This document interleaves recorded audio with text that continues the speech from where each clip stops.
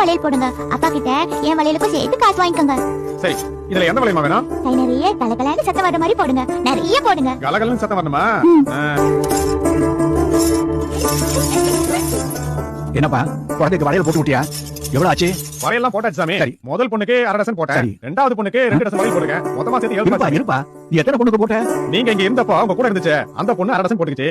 இன்னொரு பொண்ணு வந்து 2 டசன் போட்டுக்கிட்டு இதுக்கு சேர்த்து அப்பா கிட்ட காசு வாங்கிக்கன்னு சொல்லிருச்சு. இத பாருப்பா, நீ முதல்ல என்னோட பாத்தியே, அது ஒண்ணுதான் என்னுடைய பொண்ணு.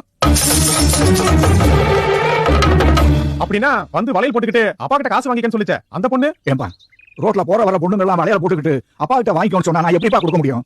நான் யாருன்னு கண்டேன்?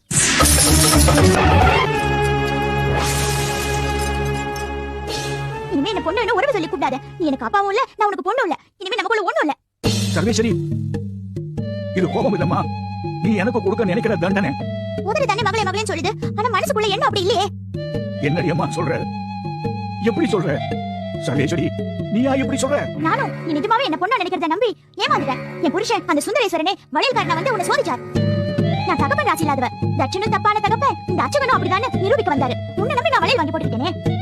நீ என்ன சொன்ன? எனக்கு பொண்ணே இல்ல, நீ வளையல் கொடுத்தது வேற யாரோ ஒரு பொண்ணுக்குன்னு சொல்லிட்டல. என்ன மன்னிச்சிடுமா? எப்போ நீ என்ன புரிஞ்சுக்க தவறியோ இனிமே என்ன கும்பிடாத.